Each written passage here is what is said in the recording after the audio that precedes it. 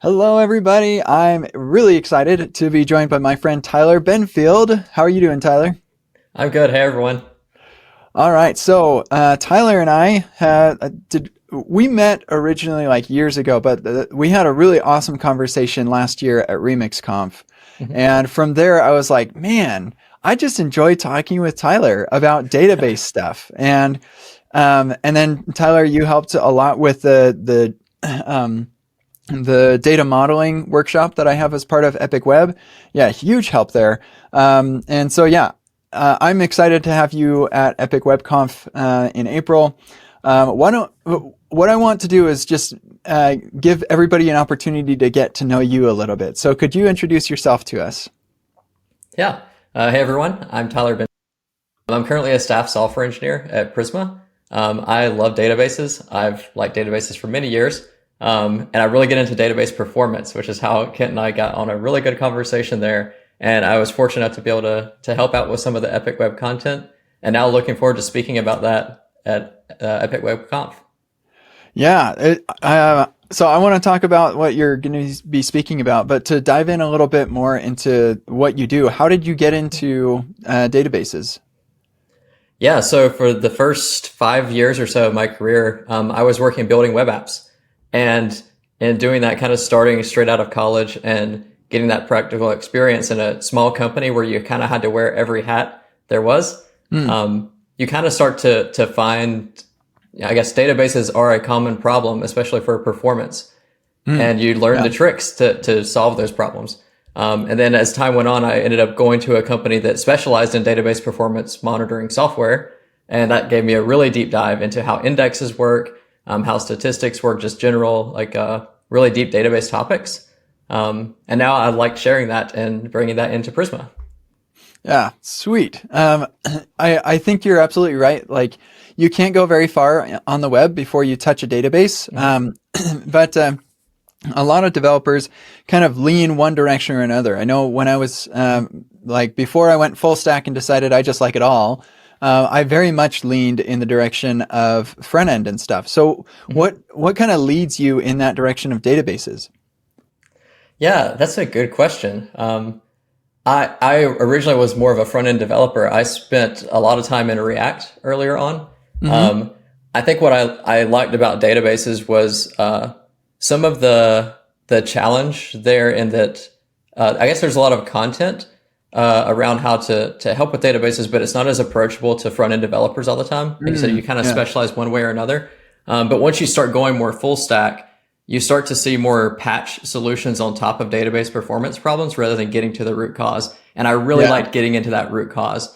So maybe it's a root cause analysis is what brought me into to databases. Yeah, yeah. I definitely can appreciate what you mean about seeing patched solutions to database problems. Mhm. And I think, well, why do you think that is? Why do Mhm. people just go ahead and try to smooth over issues that could be much more easily solved by addressing the database? Yeah, I think some of that is sticking to what you know. Mm, I know JavaScript, I know C Sharp or Java. I know these languages and I know how to work with them. So doing something like in memory caching or doing other querying techniques from the language perspective, um, that's something I know how to work with as an application developer. And maybe the database feels a little bit more foreign. So hopefully what I hope to do with my talk is break down some of that and show that some of these concepts on the database, like adding indexes, don't have to be so unknown. And they're actually very approachable once you kind of get a handle of them. yes, yeah. And database performance isn't all just about like, oh, add an index, and now thank you for your 10 grand check in consulting. But like there's a lot more to it that I guess can keep your attention as you get into that stuff too. Yeah, it can definitely get much deeper. I think in the talk we'll really talk about the indexes specifically because that's the first sort of line of Yeah. attack against the performance problems. But I'll probably tease a few more things of where you can go next to learn some more. Yeah. Okay. Very cool. So let's go over a couple of the thoughts that you have for the talk. We are still like 3 months out. or more for before we get to the conference. But what are some of the things you're thinking about covering in your talk? Yeah, so I'd really like to set up sort of a baseline knowledge about databases. It's going to be pretty quick, so we can't get too deep, but just make sure everybody's starting with a common understanding of what we're going to be talking about. Epic Web is an Epic Stack is built on SQLite, so we'll kind of focus in on that. But the topics we'll talk about are going to expand to pretty much any relational database, and then even some non-relational databases to a degree. We'll move into a lot of like how to analyze performance problems quickly and I guess symptoms that would lead you leaning towards a type of index, and then how to create that index both with Prisma, and then what Prisma would generate as the SQL version of that index to create it for you. And then we'll kind of wrap up with those like where you can go next to learn some more. I hope it's a very like pragmatic exercise. It's not like something you could just read in a blog post, but we'll get some examples going. And I really want to share a lot of my experience too. There's a couple of times we'll interject with some stories that I have of like how indexes have helped me and others to improve their software. Yeah, that's great. I know that like there are places where you can get the knowledge and the learning online in your tutorials and different things like that. But the stories are what really capture people in a talk. And for me, the job of a talk is to inspire me to go and learn more rather than to necessarily teach me much. I certainly hope to learn a thing or two, but mostly the talk is there to show me what's possible. And stories are a really good way to relate to situations, and you've got some good ones too, so I'm looking forward to that. Yeah, dude, I love the big stories that I won't share here because it's spoilers, but they're in the Epic Web interviews, so there's some fun ones. Yep. It's wild. So that sounds like a really fascinating topic to get into, and especially for an audience that I'm guessing is mostly going to be experienced with front end stuff. Your experience as a front end developer, I think, is going to help a lot in relating to the problems and things that we think about.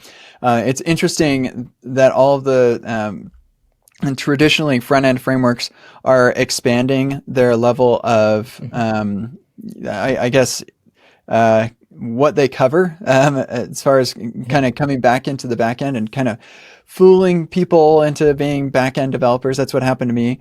And I'm happy about that. And so, I think you're going to have a lot of people there at the conference who are traditionally front-end developers, but maybe back-end curious. And once you touch the back-end, now you're like, oh, I mean, I'm closer to the database. I may as well just reach in there just a little bit. Yeah, I'm excited for that. I've seen that trend too. And I'm actually really excited for all these frameworks going to like bringing front-end developers more full stack. And maybe the opposite is true too. I haven't seen that much, talk about that in the community. Maybe some back-end developers are becoming front-end now too. Yeah, but it is exciting. You do see traditionally back-end frameworks getting more into the front-end aspect of things, and the attitude that I see from a lot of those is I just don't want to write JavaScript, and so if my framework can let me do front-end stuff without writing JavaScript, then I'm happy with it. But to be fair, I don't want to write Ruby. I don't want to write PHP. So it just so happens that my language of choice actually runs natively in the browser, and it also can run natively on the back end too. So I'm the lucky one. Yeah, same here. I've used a lot of languages, and TypeScript, JavaScript is definitely the most pragmatic that I've used, in my opinion. Yeah. Well, Tyler, while we're at the conference, we're going to have plenty of time for people to talk. We're going to have extended breaks and things. And it's a single track thing, so everybody is going to be seeing all the same talks.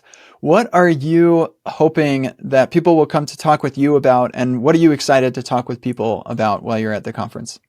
Well, obviously I love talking about databases. So come tell me your database problems. I would love to hear them. Also Prisma. I love working at Prisma. I love engaging with the community there. So if you have good or bad to say, like, come talk to me. John will also be there to talk with. And outside of, I guess, coding things, I also am really interested in the snowboarding there. I don't know if I'll get a chance to do it this time. The weather looks like it's a maybe. Yeah, Um, yeah. but yeah, outdoor sports, hiking, snowboarding. I'm into it. Very cool. Yeah, I definitely am excited for that as well. I am hopeful that we'll have some snow. This week it seems like it's springtime already. It's been kind of crazy, but the snow has a tendency to come back around. So and like we've got plenty of snow up in the mountains right now, but even if we don't end up with snow on the mountains, we'll still have like beautiful things and fun things to do around here. April is a really good time of year in this area. You'll want to have a jacket, especially as it gets later in the evening, but you'll be comfortable, and it's a good time of year for that. Yeah, I went to Remix Comp the last 2 years, and Utah is just a beautiful place. I love it every time I go. Well, I'm excited that we get to expose you to more than just Salt Lake City this year. We Yeah. can go out to Park City, really, really cool spot, but still like super close. I get off the airplane, hop into an Uber or ride share or something, and then like a 40 or 50-minute drive, and you're in Park City. It's pretty quick, and now you're like really at the base of the mountains. It's just awesome. So I'm looking forward to that, to having you out there. Same. All right. Well, thank you so much, Tyler, for joining us and giving us an intro to yourself. And I hope to see everybody in April. Thanks, Kent. Thanks, everyone. Bye. Bye.